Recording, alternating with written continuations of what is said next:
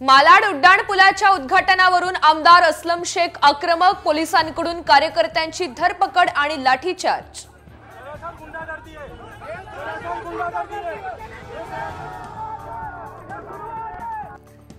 सिल्लोड तालुक्यातील वांगीमध्ये सत्तारांनी वाटलेल्या साड्यांची होळी, स्थानिक वादातून प्रकार घडल्याची माहिती।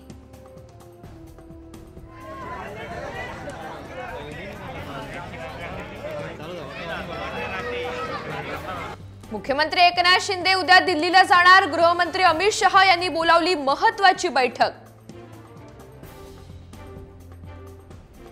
अजित पवार यांची दादागिरी संपली, आमदार बच्चू कडू यांचा अजित पवार यांच्यावर निशाणा, दिव्यांगांच्या मदतीवरून कडू आक्रमक।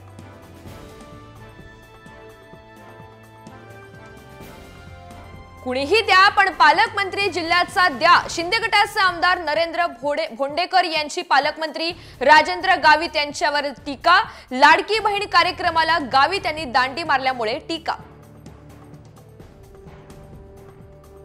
राष्ट्रवादी शरद पवार पक्षाचे विदर्भातील इच्छुक उमेदवार आज पुण्यात दाखल, शरद पवार घेणार इच्छुक उमेदवारांच्या मुलाखती।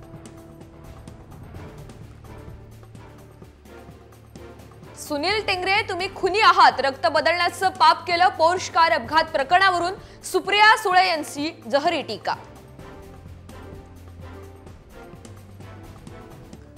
पोर्श कार अपघात प्रकरणी महाराष्ट्र उत्तर मागतोय, गृहमंत्र्यांना उत्तर द्यावं लागेल, सुप्रिया सुळे यांचं फडणवीसांना आवाहन।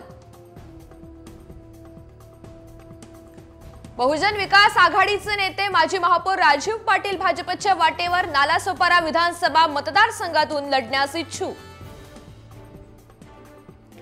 आरक्षण मर्यादेबद्दल शरद पवार आणि राहुल गांधी यांनी केलेल्या वक्तव्यावर मनोज जरांगे यांनी जाब विचारावा, आमदार प्रसाद लाड यांचं आव्हान।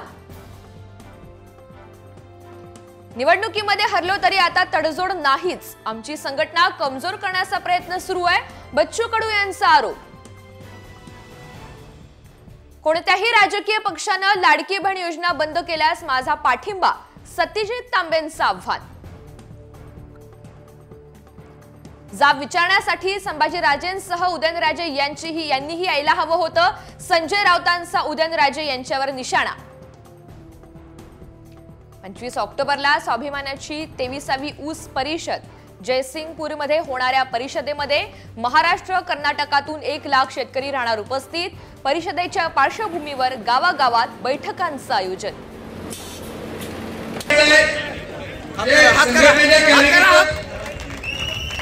आमदार रोहित पवार यांनी घेतली तानाजी सावंत यांचे पुतणे अनिल सावंत यांची भेट, भेटीमुळे अनिल सावंत पवारांच्या राष्ट्रवादीकडून विधानसभा लढण्याच्या चर्चांना उधाण। मनसे अध्यक्ष राज ठाकरे नाशिकच्या दौऱ्यावर, 2 दिवसाच्या दौऱ्यामध्ये उत्तर महाराष्ट्राचा मतदारसंघ निहाय आढावा घेणार।